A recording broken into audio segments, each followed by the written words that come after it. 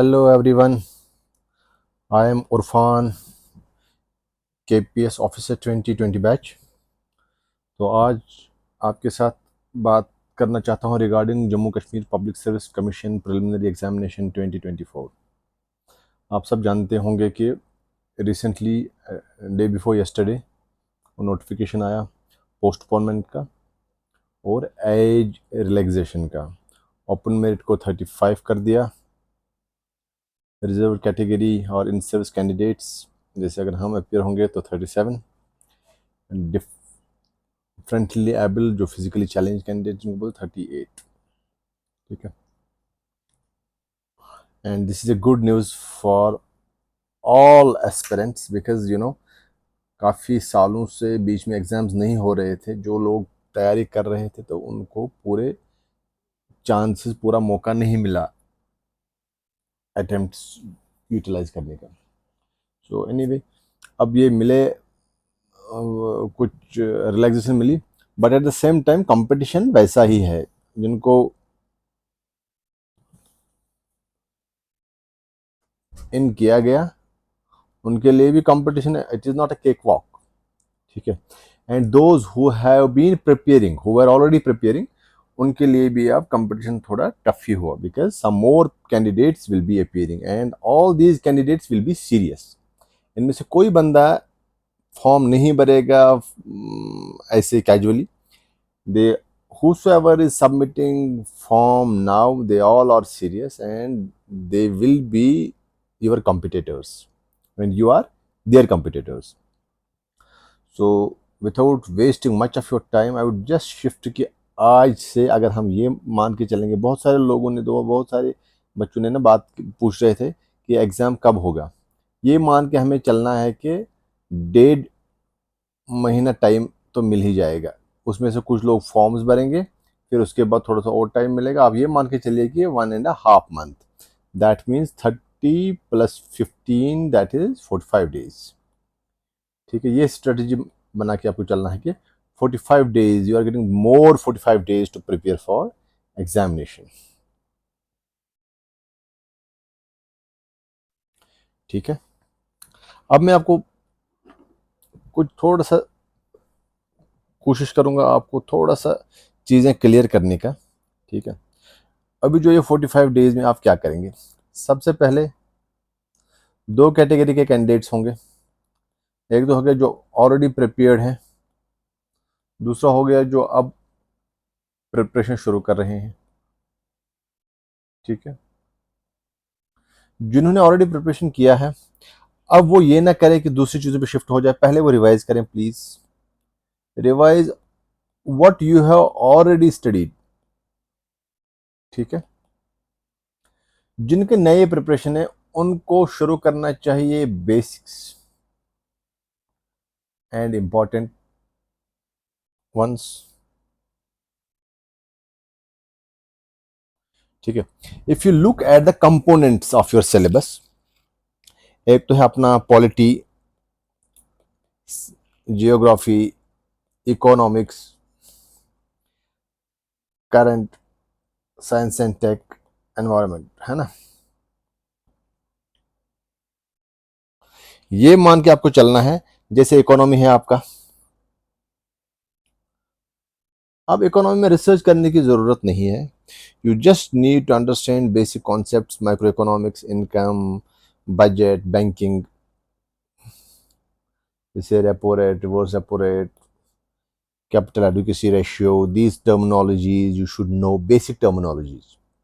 ठीक है, GDP, inflation, deflation क्या है, बैलेंस ऑफ पेमेंट्स क्या है, प्लानिंग नहीं है, अब नीति आयोग में कितने मेंबर्स हैं, उन वो पॉलिसी फ्रेमवर्क्स कैसे होते हैं, this basic things you should no. ठीक है, फिर ऐसे ही बट बेसिक्स प्लस आप एक चीज कर लेना, करंट अफेयर्स पढ़ना ही पढ़ना। If you look at the syllabus, again I am retreating, I am again mentioning this thing that current affairs is the most important part. ठीक है, अगर आप इकोनॉमिक्स पढ़ रहे हो, मोस्टली क्वेश्चंस पूछे जाएंगे करंट से ही। ठीक है, देन पॉलिटी, पॉलिटी में भी कुछ कुछ टॉपिक्स इंपॉर्टेंट है ही। एक तो हो गया अपना थोड़ा हिस्टोरिकल अंडरपिनिंग्स क्या है, हिस्टोरिकल डेवलपमेंट कैसे हुआ, जो वो एक्ट्स एंड ऑल है। उसके बाद प्रियम्बल पढ़ेंगे आप, fundamental preamble, fundamental rights, fundamental duties, DPSP, okay, parliament, supreme court, high court, governor, emergency provisions, ठीक है। और फिर जो जो न्यूज़ में रहे प्लस करंट, जैसे इलेक्शन न्यूज़ में रहा बहुत, we should know election commission, ठीक है, डेमोक्रेसी का कब से एज शिफ्ट हुआ, कौन कौन से अमेंडमेंट्स हुए, we should know those things, ठीक है। देन हम मान के अगर चलेंगे 5 मिनट के लिए science and tech, science and tech में भी बेसिक चीज़ें पता होनी चाहिए, and at the same time current, you should know current, please update yourself with current issues, current developments. Environment and ecology, environment ecology plus geography साथ साथ ही पढ़ लेना प्लीज़, क्योंकि यूपीएससी भी बहुत सारे क्वेश्चन लिंक करता है, जो जियोग्राफी से क्वेश्चन पूछेगा लेकिन एनवायरमेंट से लिंक करेगा, ठीक है।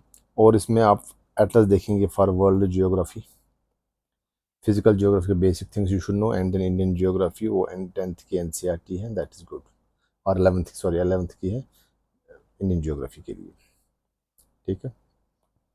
इसमें भी प्लस करंट, जैसे जियोग्राफी में कौन सा न्यूज़ में रहा, कहाँ कहाँ जंग हो रही है, कहाँ कहाँ बाउंड्री शेयर हो रहा है हमारा, कौन कौन से स्टेट्स न्यूज़ में रहे, ठीक है। These things are very important. और फिर एटलस मैप, विजुअल मेमोरी आपकी शार्प होनी चाहिए, और वो तभी होगा जब आप रोज आधा आधा घंटा, 15-15, 20-20 मिनट देखेंगे। और if you have a partner, you are studying with some of your friends, your friend, please ensure कि दोनों साथ में ही थोड़ा मैप रीडिंग किया करें, उससे चीज़ें बहुत आसान हो जाएंगी आपके लिए, ठीक है। फिर हिस्ट्री, हिस्ट्री में again I would like to request all of you that please start with modern, ठीक है। मॉडर्न स्टार्ट करते ही साथ में पॉलिटी भी उसी के साथ पढ़ लेना, ताकि जो एक्ट्स वाला पार्ट है वो आपको पॉलिटी में मॉडर्न, उसमें आपका हिस्टोरिकल चीज़ें समझ में आएंगी, और एप्लीकेशन पार्ट, पॉलिटिकल पार्ट भी समझ में आएगा, ठीक है।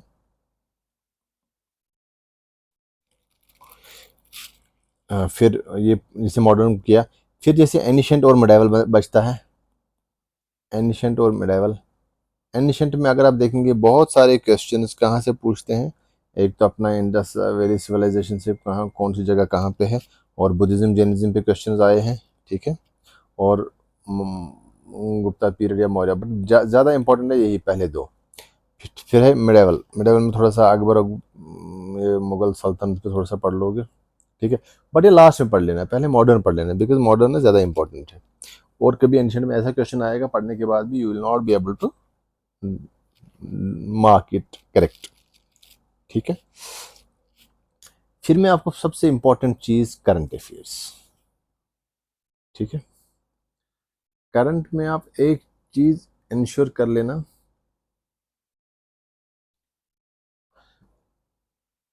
करंट अफेयर्स आप कंप्रहेंसिवली पढ़ लेना।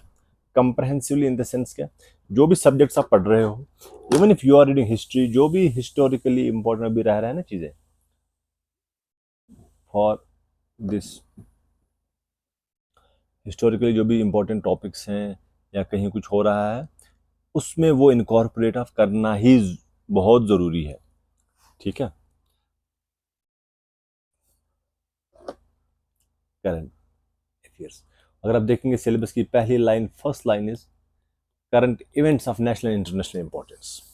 पॉलिटी पढ़ोगे तो करंट साथ पढ़ लेना, जियोग्राफी पढ़ोगे करंट साथ पढ़ लेना, ठीक है। इसीलिए मैं रिक्वेस्ट करूंगा आप लोगों से, you should attend some classes particularly for current affairs, online offline with your friends, और यू शुड प्रिपेयर, अगर आप न्यूज़पेपर नोट्स बना रहे हैं वो कंटिन्यू कर लीजिए, और add on keep on updating these things. जो भी करंट में टॉपिक पॉलिटी का है, इकोनॉमी का है, प्लीज कीप ऑन शिफ्टिंग। जैसे पॉलिटी में कुछ आया, इंपॉर्टेंट इलेक्शंस आए या कुछ और आया, इमरजेंसी प्रोविजंस आए, उस टाइम इमरजेंसी वाला टॉप चैप्टर सारा पढ़ लो, ठीक है। फिर इसको अप्रोच देखो, ऑप्टिमम प्रिपरेशन आपकी कभी नहीं आएगी, there won't be any day when you will call me and you will call the examiners, आज सर हमें पेपर दे दीजिए, हम एग्जाम लिखना चाहते हैं, कोई दिन, नो डे सबको ऐसी ही प्रिपरेशन है, कभी इंसान ये नहीं सोचेगा कि अब मेरी प्रिपरेशन फुल ऑन है। So what you need to do, इसी प्रिपरेशन को ब्रश अप करते रहना है। वो कैसे होंगे, वो होंगे विद टेस्ट्स। मैं आपसे रिक्वेस्ट कर लूँगा, I will suggest you to go for offline test, because offline में ना एनवायरनमेंट एग्जामिनेशन वाला माहौल बन जाता है।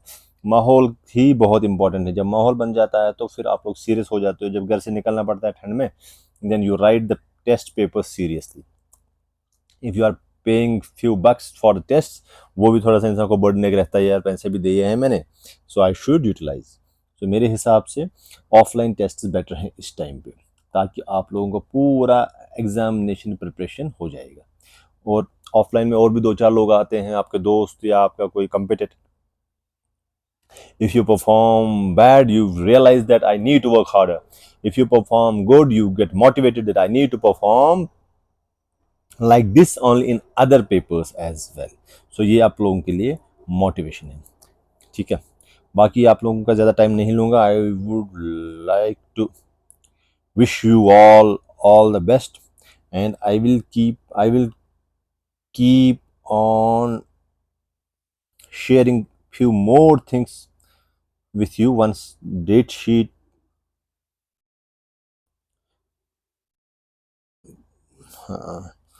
once JKPSC frames the date sheet, so I will share some more tips, ठीक है। I wish you all the best. Good luck, take care.